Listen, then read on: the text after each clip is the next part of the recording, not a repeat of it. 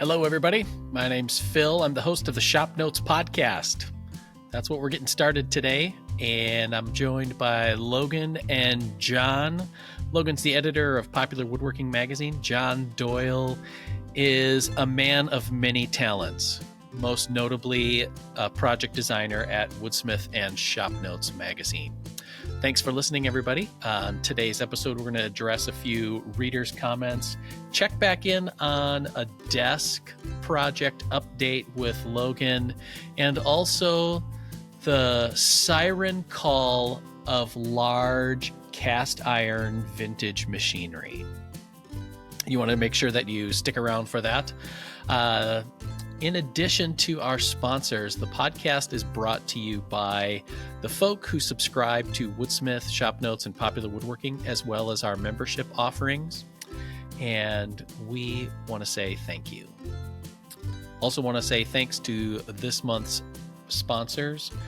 This episode is brought to you by Harvey Industries. Good enough is not good enough. See all of our new tools at harveywoodworking.com. Can you imagine some poor chump walking into this shit show and this is the first episode that they hear from us? And they just wonder how are these fools on episode 200 and some? Right. Because this is going to be episode 223. Oh my God. In just a few episodes, we can do a special guest on episode number 227. We'll bring in Marla Gibbs. A couple other folk from that TV show, that sitcom, talk about woodworking and living in Philadelphia, I think is where that was filmed. Not everybody's going to get that one. Nope. I think I missed it. Which show are you talking about? You don't remember the show 227? It sounds familiar, but I don't remember it. Yeah, it was... when was it? 1985. 5 seasons. Okay. Marla Gibbs, Jack A. Harry, Hal Williams, Regina King, Curtis Baldwin, Helen Martin. Okay. To catch that one. Catch up. Yeah. On Nick at Night or something. There you go. Yep. All right. Down to business. No more screwing around. Some comments from last week's episode.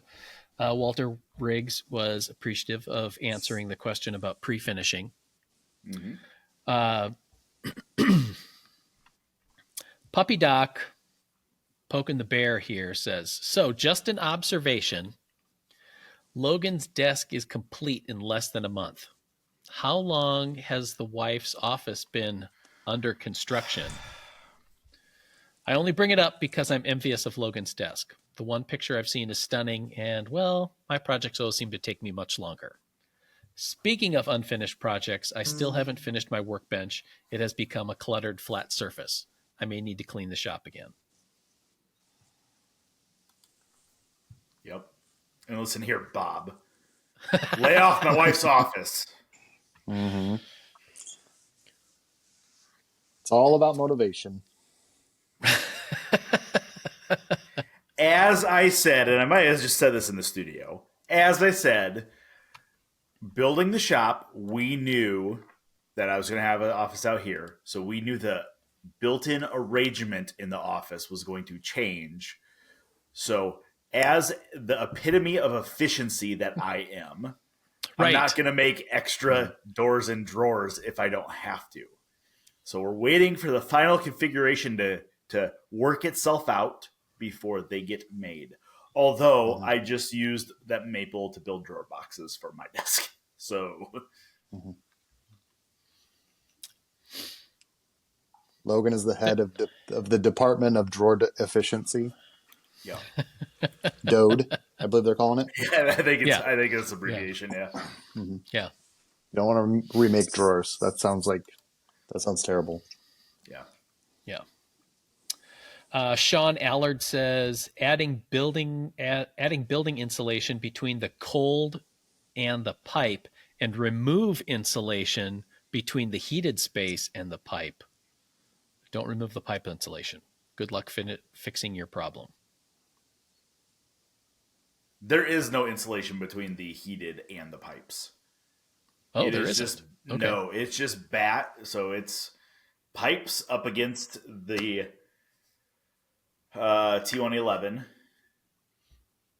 then insulation, and then exterior steel.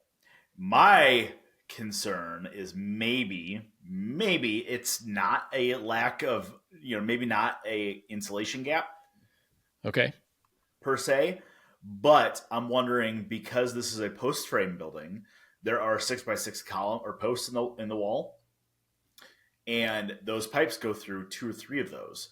My concern is that 6x6 pipe or post, I mean, it's called thermal bridging, where Right. there is no insulation value in that post. I'm wondering if that 6x6 area where the pipe is embedded on the warm side, if that isn't allowing it to freeze. I don't know. We're going to tear into the steel and see. But that's Right. not a problem for right now. Yeah. Problem for right now is finishing this desk, and then, as Bob pointed out, finishing my wife's drawers and doors.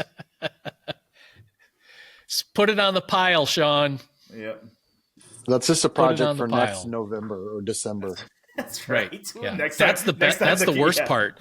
Is that last week when we were recording, it was like negative 43 degrees outside here practically, although it had started to warm up.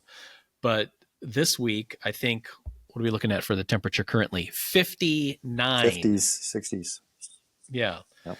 So it's one of those things where when it's warm enough, we don't think of that. Yep. It just doesn't matter. Nope. You don't worry about the snowblower until the first snow. Right. Then you're like, yep. When did I change the oil on that thing? I don't. Why do you think I was remember. out buying hydraulic fittings the night before a snowstorm?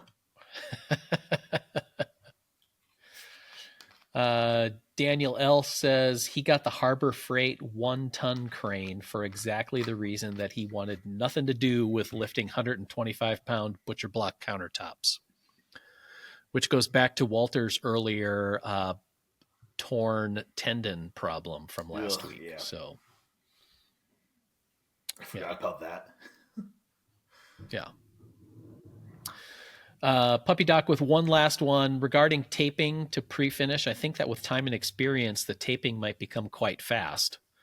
I've watched professional painters mask off very quickly and have impressive end results. I would concur. I think the more you do something, obviously, the better and faster you're going to get at it. I think not only in the technique of it, but learning where exactly you need to tape off, like what's truly important to mask on stuff like that. You had mentioned last week about using backer rod for plugging mortises or grooves or something like that, and then worrying about whether shellac would dissolve it. And I don't think the alcohol dissolves it. I think that's pretty stable. Yeah, I don't. Yeah, I would think so, but I've I tried do know. it.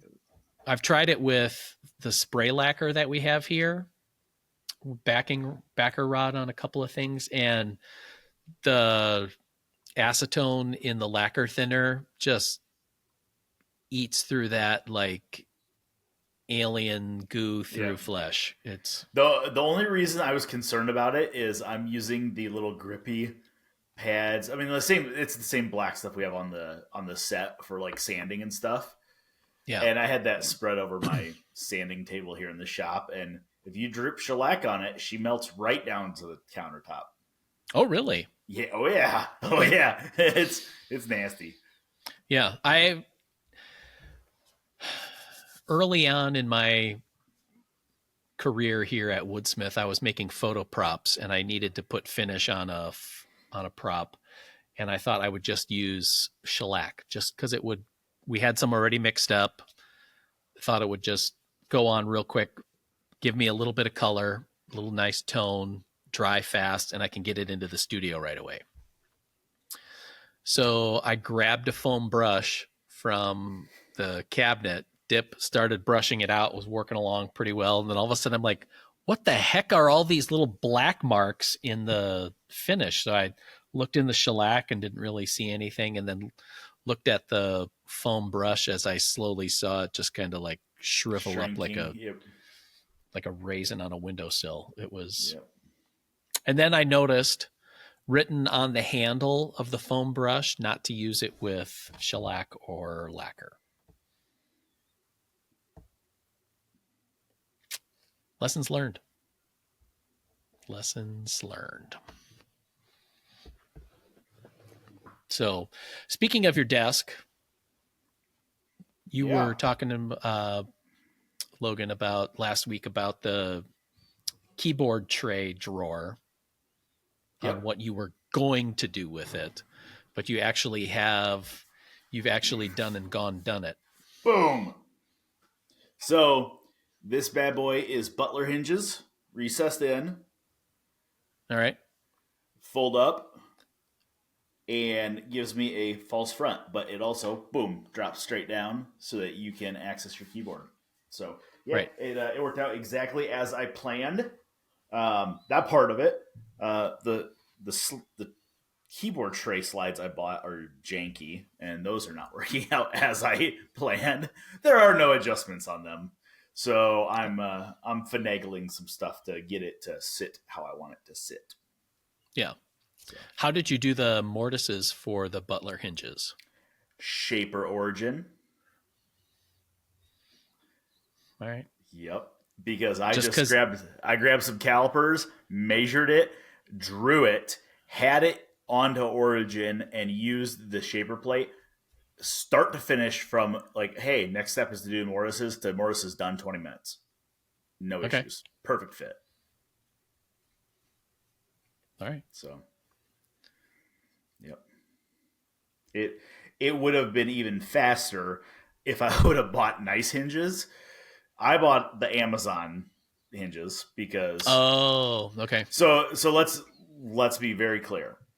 When I build something for the magazine with my own lumber, I'm expensing the lumber because that's lumber that I could have sold, and whatever. But like the other stuff is stuff that I end up paying for, and I don't expense through work expenses like slides and hardware and finish and all that stuff, right? It's just my kind of way of trying to be fair that I'm keeping the desk, so I'll cover a portion of the cost. So instead of buying nice like Brusso or Horton hinges, which are $55-$60 a pair, right? I did buy those for my door, but I bought these off of Amazon. It was 2 pairs, so 4 hinges. I think it was $13. They're actually really heavily built hinges. Like, I am super impressed with them. Okay. But if they would have been Brusso hinges, Shaper Origin has a Brusso hardware catalog in it, so I could have just selected my hinge and it would have automatically loaded the mortise into the machine. Right, which is what I was going to ask about, is whether you could just download the file for it. Yep, on Brusso you can. Maybe Brusso and Horton. I know they have a big hardware catalog. Not the Amazon Basics ones. They do not have those. Not yet. Just got to upload your file. Yeah. I know. I could throw that on Shaper Hub. But yeah, it was perfect. Okay. So lovely. And I've been I've done a combination of padding and spraying shellac. Okay. On this project. I have decided I much prefer spraying shellac than padding it. But padding it works really well for small parts. Yeah. So, like all my drawer fronts, last night I oiled them. This morning I was shellacking them. And, for 3 false fronts, I'm not going to get the spray gun out and go outside and spray them. So I just grabbed my pad and started patting it on. Maybe did 5 coats to get a half decent sheen. And drawer fronts aren't super heavy wear items. Yeah. So I do much prefer the spray versus the pad. So all right. Yeah. Cool.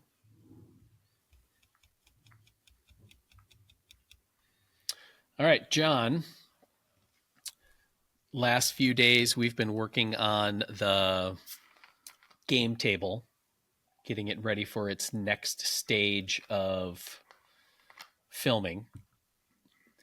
And it's interesting how some TV show episodes, the project can get built relatively quickly and we can move along efficiently and speedily. And some projects, like the game table, are just big with lots of parts and having to get stuff to fit. Yes. And we're also hoping to have this look its best for the final presentation, probably with at least a coat of finish on it. So you and I have been going around filling blemishes and gaps and personality marks on here. Yep. So, Yeah, I feel like I knew this project was going to be one of those projects, even though, I mean, you look at it's bigger, but it doesn't have like a lot of different parts. It doesn't have like doors and drawers and stuff that you have to fit, but just knowing that it had miters and dovetailed legs and there was going to be some fitting and fiddling there, I knew this was going to be one of those that kind of drug on over a couple weeks. Who chose this one for the episode? Jeez. Right. I feel like this one was picked because someone wanted the game table. table. I think so. Yeah, the actual table. It's like I just And want that project built. Are they doing any of the work? No. No. Right. It's also interesting to me how we talked about this last episode with some of the construction steps on it and some of the construction challenges that there are. But what's also interesting is when I want to get to the point for my section of it where there's little drop-in inserts that create a flush surface to make it like a dining table, which is a cool feature of this project. However, in order to get there, I kind of wanted it in a near finished state so that it would help us size those panels that drop in. And it's one of those things where now all of a sudden you're going through with a fine-tooth comb, making sure like all 4 legs are flush with the table frame. All the joints, if there's little tiny gaps, like we put some filler in those, and all the little cracks and bark inclusions and some miter tear out, filling those, sanding it. And then you realize there's a lot of surface area on this thing, so that when you start sanding it, even with a power sander, it's all those wrinkles add up. Yeah. And I'm trying to sand it in a way where the surfaces that aren't seen get to 120 so that they're cleaned up, but they're not super pretty. Everything else I'm going up to 180. And then it's like I'm sanding to 180, and then it's like, oh, now I got to go back through and like take a sanding block and break all the edges just so that it's not super sharp for when we put a finish on it, or like at the bottom of legs so that they don't chip out when it gets drug across the floor and all of that kind of stuff. So it's all the little tiny checklist, punch list items on there that I thought were kind of interesting to see how they kind of add up.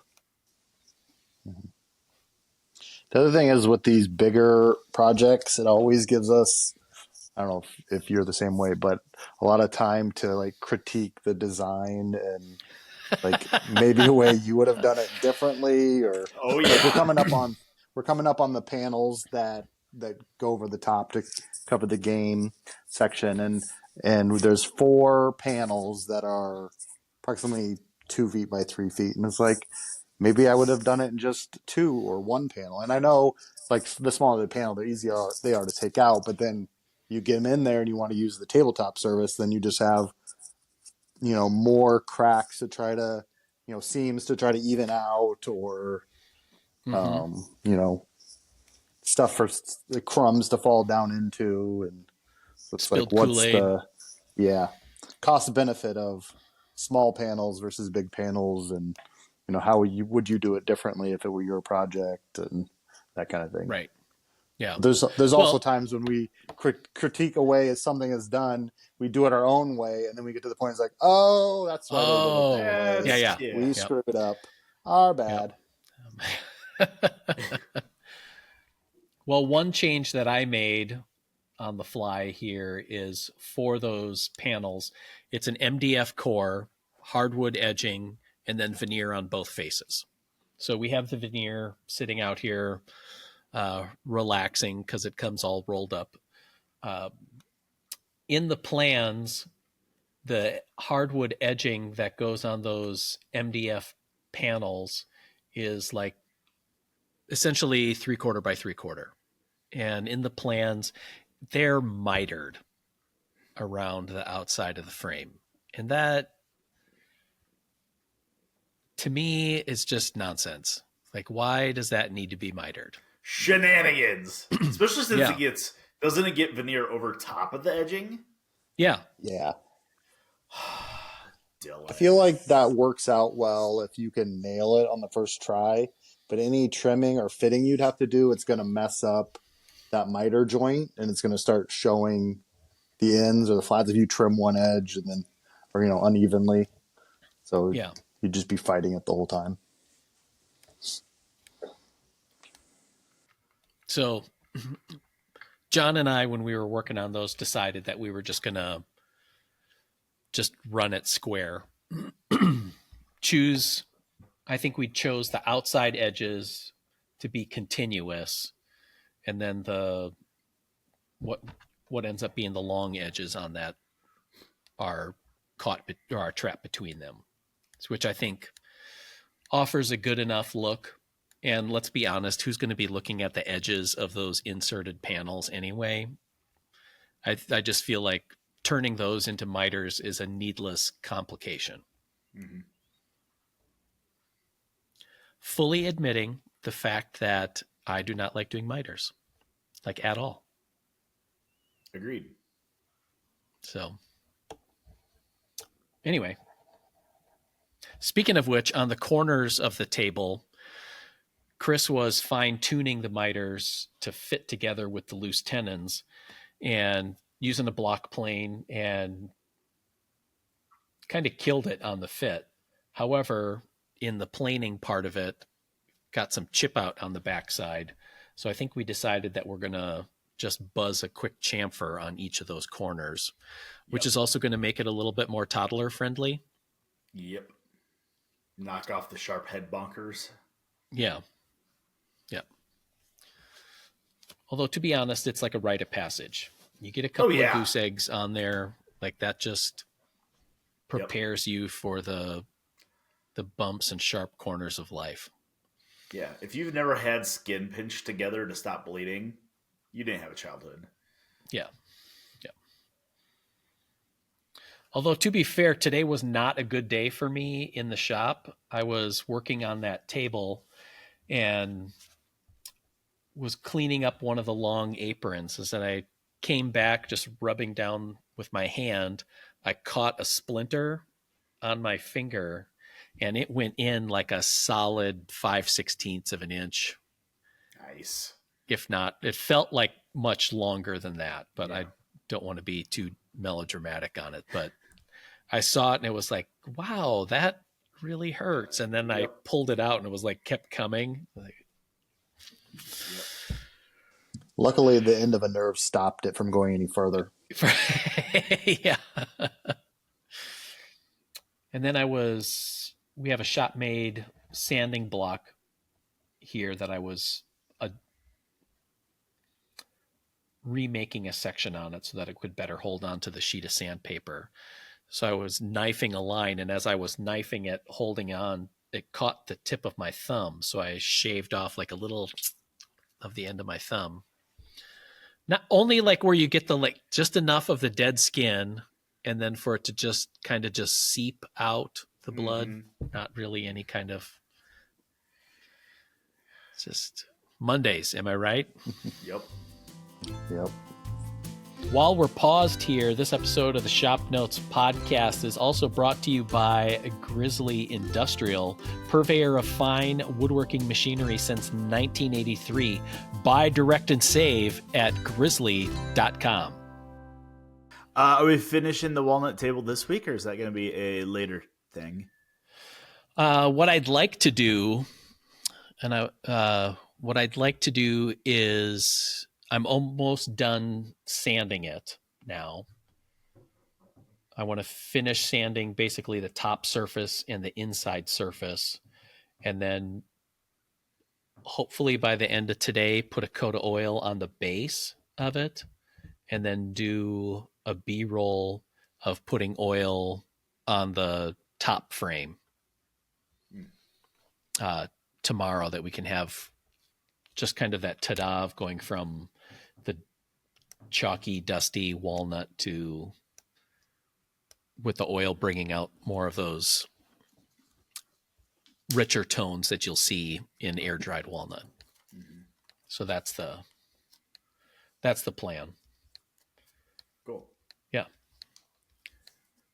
Tomorrow I also start filming an online learning course on building a dining room table that was recently featured in Woodsmith magazine. So we'll talk about making a oak trestle dining table and a bench that goes with it. So be able to dive into more details than what we can on the TV show, and cover a lot more of the steps than what's possible with 24 minutes and 46 seconds. So that's what we're going on there. Busy day, or busy week this week filming. All right, the last thing that I wanted to talk about on today's episode is Logan has been in the market for a metal lathe for a while. Yeah. Partially because he has a South Bend lathe stand that just needs a buddy. But also because last year when we were at Grizzly and saw the personal shop of Shiraz Belolia, the founder, Shiraz could do many marvelous things with that metal lathe. It was kind of fun to watch. Yeah, I mean, okay. I have the vertical mill. It's not set up. It's not ready to run. Almost, though. But like, it could. If I just put a VFD on it, it'd run no problem. Yeah. But I feel like I need to wait till I have a metal lathe here to do that, because then that's when it really starts to make sense. But like, I've always had an interest in, like, actually today, sitting out there, I was carrying a couple things from the basement shop out here, and I opened up a little sheet metal toolbox that I had to make in high school, and inside there was all my metalworking projects from Metals 1 and Metals 2. Okay. Which was kind of fun. But yeah, I mean, like, I've always had an interest in a metal lathe, but it's always been like, I don't need one.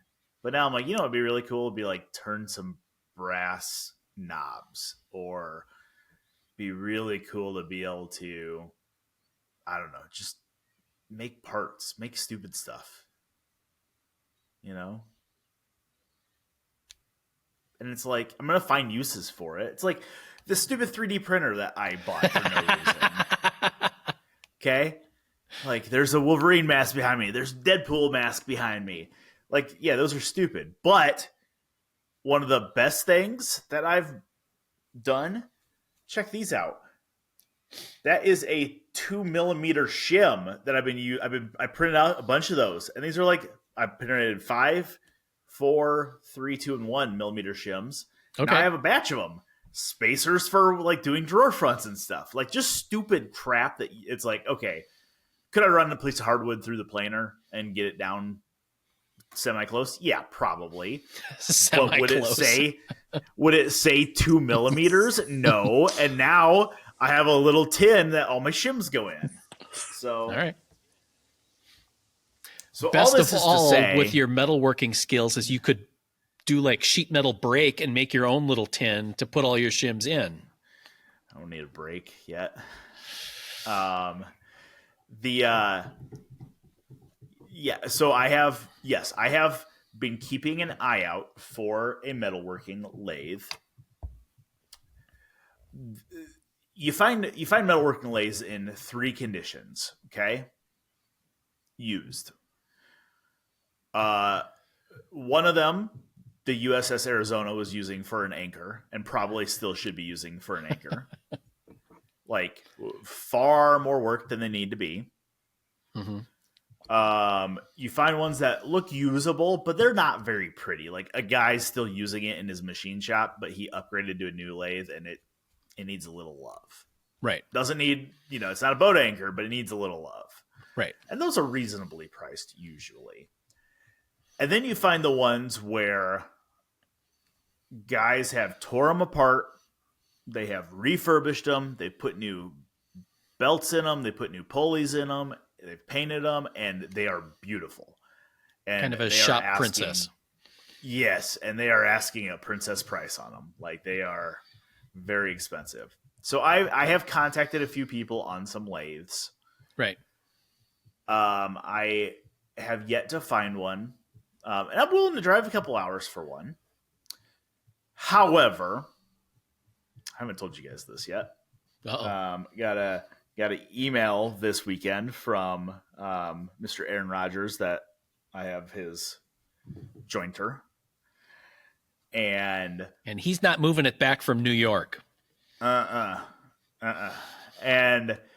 I talked to him. So if you remember where we left this story off, he did not have the money to buy the head from me, but he wanted to trade the lathe the jointer for the lathe. I was going to contact the seller gentleman, see if he wanted to buy the head.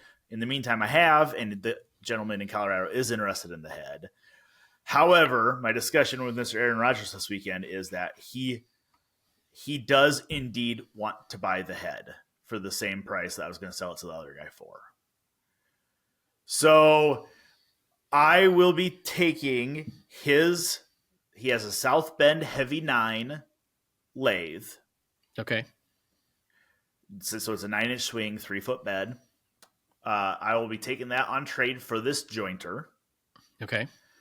And he will be paying me for the head. Oh, okay. So everything seems to be working out.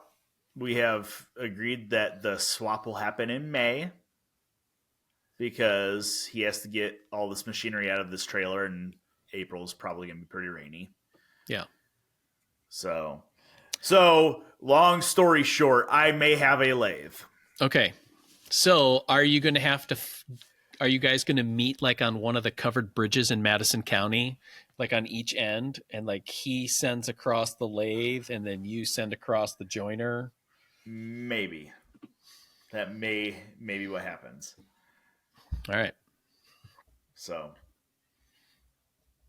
now, I think where you were going with this was maybe the picture I sent to you guys yesterday afternoon. Yes, that's where I was going for, because you have a South Bend stand that is approximately the size of a desk for a nice kind of bench top, what I would say accessible, capable metalworking lathe. Yes. But then we get a photo yesterday on our group chat of a lathe that would not fit on that stand at all. Well, okay. Just to be clear, the lathe I sent a picture of yesterday is a woodworking lathe. It is a pattern maker's lathe. Oh, that's right. Yeah. So it is a pattern maker's lathe. Okay. It is an Oliver pattern maker's lathe. I have an Oliver pattern maker's lathe. This is a big one, though. Like, this one is... So this is an Oliver 66. Okay. This thing was made in the 20s. It has a 5-horse on it. And it is something I have never seen in a vintage lathe. I've seen it in modern lathes. There's a couple of them that make it. But it's what's called a sliding gap bed lathe. So this Oliver 66 will swing a 30-inch piece of material above the bed. Okay. The bed, the entire lathe is 11 foot long. Between centers, it's 6 foot. But the entire bed will slide out, and then you can swing like 48 or 50 inches inside of the gap. Jeez. And with the bed fully extended, you can swing 8 foot between centers.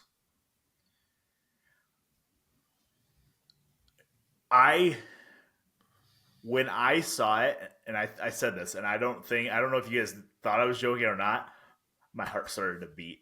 I'm like, oh my God. Like, and I kind of started to have a panic attack. Like, I don't need this. I don't need this. I don't need it. It's in Ohio, so it would be a 10-hour drive. Right. The equipment dealer that has it, I believe, has had it for several years, because the same photo of this Oliver lathe has been shared in many groups, and everyone's like gushing over this thing. And the original owner is like, oh yeah, this dealer in Ohio has it now. When I sold my business, he bought it. And he still has it. So it's like, it's been at least 2 or 3 years that this guy's had this.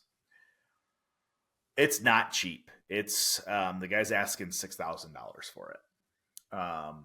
Which in the world of lathes isn't awful. You know, you could buy a Grizzly lathe for $3,000. You can buy a Vic Mark for $8,000. You could buy a Robust for $10,000. So like, it's in the ballpark of new lathes. This is not a new lathe. This lathe is also 6,000 pounds. So like, I'm going to tell you my immediate train of thought was, okay, 11 foot long. I could fit that below the window in here pretty easily, I think. I can get 4,500 for my Vic Mark. So I'm immediately like justifying how I could buy this stupid thing. I would love it. It would be beautiful. But I'm thinking it would be beautiful and lovely if I didn't have a full-time job that I'm doing other stuff for, and I could just dedicate my time to turning really big stuff. Like, I think that's the type of lathe that you would set up to do, 4 foot tall hollow vessels, like big, huge vases. Oh, geez. Okay. Like, yeah. I think that's the type of thing that you set that lathe up for. All right. I have not messaged the guy on it yet. I friend requested him, but I did not message him.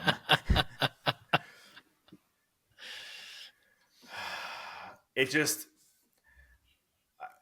I'll send a picture to Phil to put on the show notes page. It made my heart throb. And it's very rare that a machine does that to me like that. Yeah. So somebody listening, please buy it so Logan doesn't have to.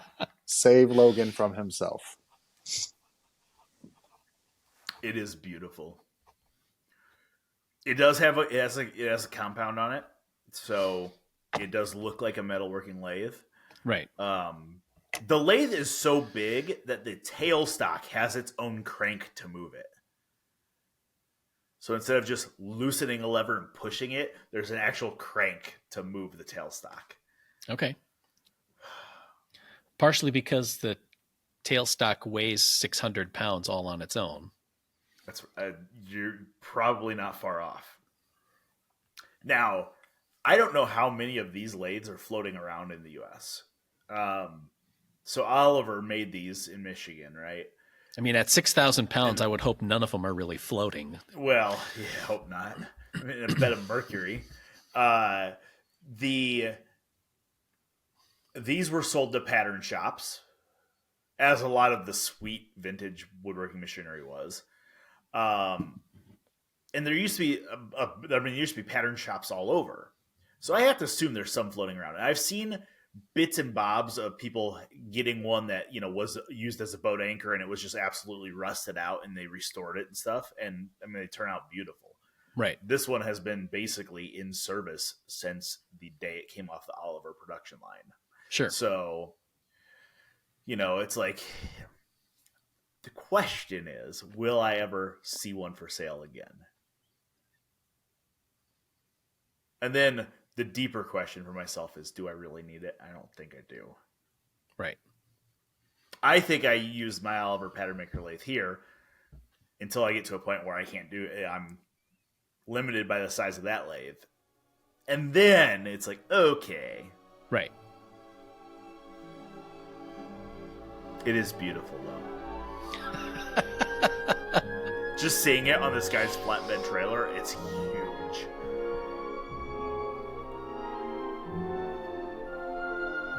Maybe for this portion of the podcast, our editor can put in some kind of like dreamy background music that goes with this. Just to...